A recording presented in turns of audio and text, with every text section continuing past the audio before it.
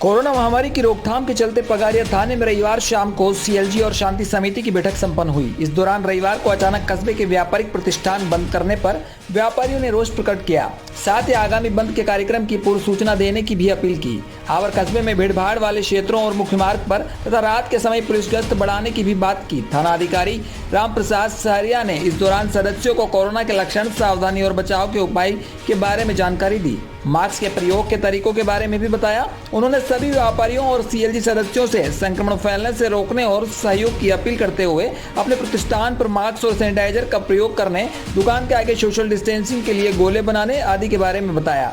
साथ ही दुकानों पर बिना मास्क के पाए जाने पर चालान काटने के बारे में भी बताया गया। आवर से मनोज जैन की रिपोर्ट। जयपुर के आदेश अनुसार आज कोरोना महामारी के बचाव के लिए कस्बा आवर एवं पगारिया के व्यापारियों एवं दुकानदार शेरी सदस्यों की मीटिंग दी गई। मीटिंग में कोरोना महामारी के रोकथाम के लिए और बचाव के संबंध में जानकारी दी गई एवं दुकानदारों को समझाइश की गई कि वो मास्क लगाकर ही अपनी दुकान पर सामान बेचें और जो ग्राहक आए उनको भी मास्क लगाने के बाद ही सामान दें। अगर आप बिना मास्क लगाए रामगंज मंडी हिंद मजदूर सभा में संलग्न राजस्थान माइंस वर्कर्स यूनियन की बैठक का रामगंज मंडी में रविवार को गोवर्धनपुरा माताजी मंदिर परिसर में आयोजन किया गया, जिसमें सैकड़ों की संख्या में खदान मजदूर व श्रमिक मीटिंग में पहुंचे, जहां यूनियन के पदाधिकारियों व सदस्यों ने संबोधित किया। राजस्थान माइंस वर्कर यूनियन अध्यक्ष विजय वाजपेयी ने खदान श्रमिकों व कर्मचारियों को संबोधित करते हुए कहा कि एसआई इंडस्ट्रीज लिमिटेड रामगंज मंडी मजदूरों व श्रमिकों का शोषण कर रही है। यूनियन व एसआई कंपनी पदाधिकारियों व यूनियन के पदाधिकारियों के बीच दिनांक 6 अप्रैल को कोटा सहायक श्रम आयुक्त के साथ एक मीटिंग हुई थी, जिसमें यूनियन द्वारा मांगी गई मांगों के बारे में बताया गया था, लेकिन यह बैठक बेनतीजा निकली। इस मामले में 16 अप्रैल को फिर मीटिंग होना है। इसके लिए रामगंज मंडी में यूनियन की ओर से मीटिंग का आयोजन किया गया, जिसमें यूनियन के सभी सदस्य, कर्मचारी व श्रमिक शामिल हुए। बैठक में अध्यक्ष विजय वाजपेयी ने बताया कि खदान श्रमिकों को उनके हकों से वंचित किया जा रहा है। उन्हें पे स्लिप नहीं दी जा रही, न ही खदान पर शुद्ध पीने के लिए पानी की व्यवस्था है। खदान के षड्यंत्र पूर्वक जबरदस्ती लोगों को निकाला जा रहा। एनजीटी का 56 दिन का वेतन व लॉकडाउन का वेतन नहीं दिया जा रहा व कर्मचारी के छुट्टियों पर जाने पर वेतन काटा जा रहा। यह हम बर्दाश्त नहीं करेंगे। वाजपेयी ने बताया कि हम हड़ताल नहीं चाहते हैं और न ही किसी श्रमिक व कर्मचारी का नुकसान चाहते हैं, लेकिन कंपनी अपनी हठ धर्मता पर अड़ी हुई है। कंपनी ने हमारी मांगे नहीं मानी तो मजबूरन हम 20 अप्रैल को कंपनी गेट पर अनिश्चितकालीन हड़ताल करेंगे, जिसकी पूर्ण जिम्मेदारी एसआई कंपनी की होगी। यूनियन अध्यक्ष वाजपेयी व कोषाध्यक्ष राकेश मालव ने सभी कर्मचारियों से आह्वान किया कि अधिक से अधिक संख्या में 20 तारीख को कंपनी गेट पर पहुंचकर इस हड़ताल को सफल बनाए। बैठक में संगठन मंत्री रमेश चंद यादव, बंटी यादव, अखराज सहित कई पदाधिकारी ने भी संबोधित किया। रामगंज मंडी से शाकिर खान की रिपोर्ट। सभा राजस्थान माइंस वर्कर्स यूनियन के तत्वाधान में कॉमरेड मुकेश गालव जी के आह्वान पर और मजदूरों की सलाह से जो रोज डेली जो मीटिंग हो रही है, उनको लेकर 20 तारीख को एक आंदोलन का बिगुल बजाया है।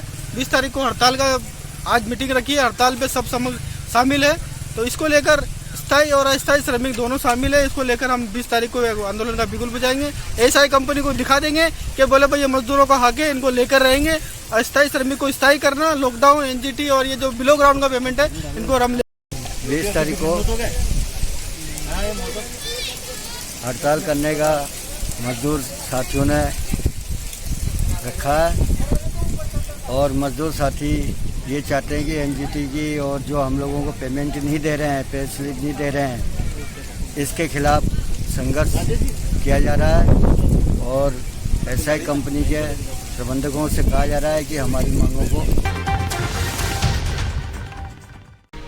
पुलिस प्रशासन ने ग्रामीणों को मास्क के लिए प्रेरित किया। कस्बे में कोरोना संक्रमण की रोकथाम के लिए दुकानदारों व लोगों को मास्क वितरण कर जागरूक रहने की बात कही। थाना प्रभारी कोमल प्रसाद ने बताया कि क्षेत्र में घूमकर लोगों को कोविड-19 से जागरूक रहने के लिए समझाया गया। इधर मिश्रोली, भैसानी से लेकर आदि थाना क्षेत्र के कस्बे में कोरोना के प्रति लोगों को जागरूक कर मास्क वितरित किए गए। थाना प्रभारी कोमल प्रसाद ने बताया कि पैदल मार्च करते हुए कस्बे में लोगों को समझाया। इस दौरान नागरिकों व व्यापारियों को कोरोना से बचाव व सावधानी बरतने के लिए मास्क लगाने को प्रेरित किया। साथ ही दुकानदारों से मास्क लगाकर सामान देने और बिना मास्क के आने वाले ग्राहकों को सामान नहीं देने के लिए कहा।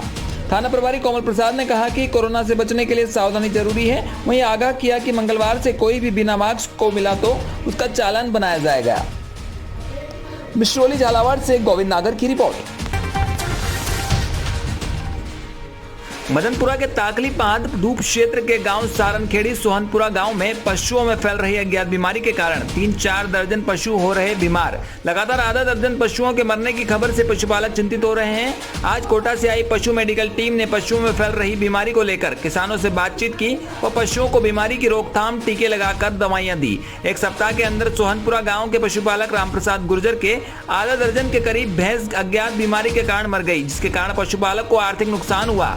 दूसरी ओर इसी पशुपालक की 1 दर्जन भैंस बीमार हो रही है। गांव के ही किशोरीलाल गुर्जर के भी करीब आधा दर्जन भैंस बीमार है। वहीं केसरीलाल मदनलाल दुर्गालाल गुर्जर के भी बाड़े में भैंस बीमार मिली। वहीं सारनखेड़ी गांव में भी शंभूलाल अहीर के भी भैंसें बीमार हो रही है। मेडिकल टीम ने आज ही मृत भैंस का भी पोस्टमार्टम कराकर विसरा जांच हेतु साथ ले गई। कोटा से आई मेडिकल टीम में एसयूओ डॉक्टर पंकज गुप्ता, फहीम खान, LSA ताकिर अहमद, चेचट के पशु चिकित्सक डॉक्टर इम्तियाज अहमद भी मौजूद थे। पशुपालकों को मुआवजा देने की मांग की गई।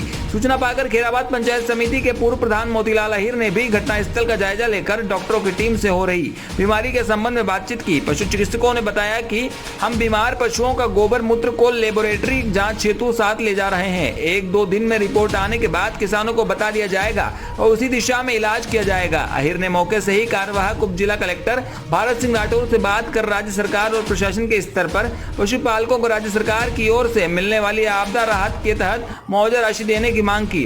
साथ ही अहीर ने मांग की कि मदनपुरा पंचायत में पशु उप स्वास्थ्य केंद्र पर वेटरनरी कंपाउंडर का पद रिक्त है। सारनखेड़ी, सोहनपुरा, डाड़ी, रघुनाथपुरा, नरपुरा समेत आसपास के गांव के बाशिंदों का मुख्य व्यवसाय ही पशुपालन है। ऐसे में पशुओं में बीमारियां फैल रही है।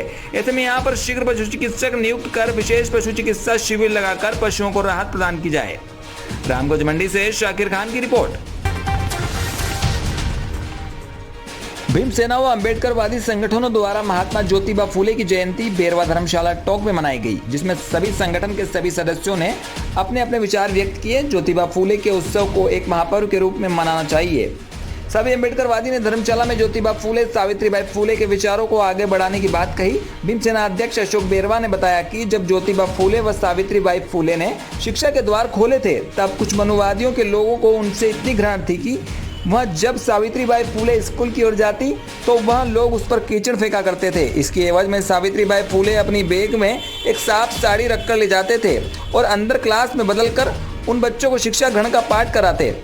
और आज भारत की सबसे बड़ी ज्ञान की देवी कहलाती है सावित्रीबाई फूले। अम्बेडकर सेना की मुख्य मांग रही है कि हृदय स्थल छावनी चौराहा पर सावित्रीबाई फूले, ज्योतिबा फूले की प्रतिमा लगनी चाहिए।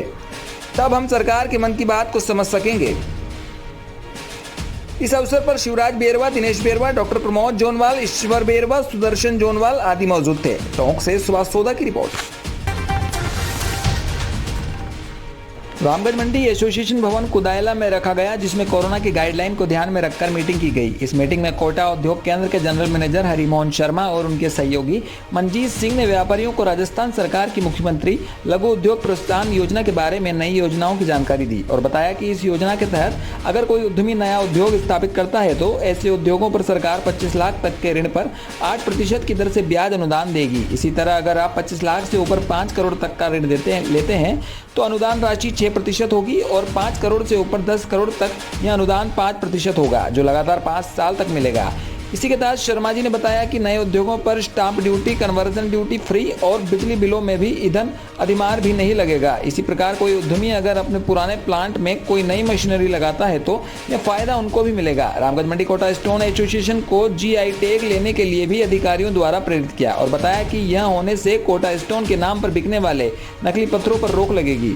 इसी के तहत बताया कि क्षेत्र में नए क्लस्टरों का निर्माण होने से नई पीढ़ी को प्रोत्साहन मिलेगा और नए उद्योगों का भी आगमन होगा। इस मौके पर कोटा स्टोन के सभी पदाधिकारी और कोटा स्टोन के उद्यमी उपस्थित रहे। इस बात की जानकारी मीडिया को उपाध्यक्ष गोपाल गर्ग और सचिव अखिलेश मेड़तवाल ने संयुक्त रूप से दी। कार्यक्रम का संचालन संस्था के सचिव अखिलेश मेड़तवाल ने किया। आभार उपाध्यक्ष दिनेश डबकरा ने व्यक्त किया। इस मौके पर संस्था के संरक्षक यतीश अग्रवाल, उपाध्यक्ष दिनेश डबकरा, उपाध्यक्ष गोपाल गर्ग, सचिव अखिलेश मेड़तवाल, कोषाध्यक्ष राहुल चतर, पत्थर व्यवसायी तेजमल सर्राफ, कौशल बापना, सदस्य सचिन शर्मा, ब्रजमोहन धाकर, धीरज पोरवाल, घनश्याम बंबोरिया, गिरीश अग्रवाल, धर्मेंद्र लोहाड़िया, मुकेश माहेश्वरी, सुरेश सोमानी, भगवान सिंह धाकर, ईशांत सुनेजा, CM मयंक, भारत सोनेजा, जगदीश ओरा, कैलाश धाकर आदि व्यापारी उपस्थित रहे। रामगंज मंडी से शाकिर खान की रिपोर्ट। आज जिला कलेक्टर चिन्मयी गोपाल ने पंचायत समिति उनियारा की ग्राम पंचायत डिकोलिया में उप स्वास्थ्य केंद्र में चल रहे कोविड-19 वैक्सीनेशन का अवलोकन किया।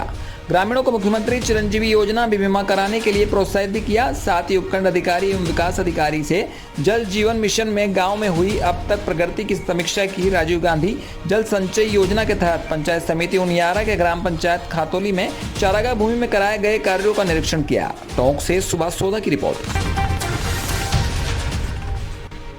चौमेला कस्बे में सोमवार को कोरोना गाइडलाइन का उल्लंघन करने पर उपखंड अधिकारी द्वारा 2 दुकानें 48 घंटे के लिए सीज कर दी गई। सोमवार सायं उपखंड अधिकारी जनक सिंह, तहसीलदार बालचंद मीणा, थाना प्रभारी संजय प्रसाद मीणा टीम के साथ कस्बे में पहुंचे तथा कस्बे के स्टेशन रोड पर स्थित कपड़ा व्यवसायी की दुकान पर आड़ा बाजार में रेडीमेड शॉप पर कोरोना गाइडलाइन की पालना नहीं होने पर 48 घंटे के लिए सील कर दी गई।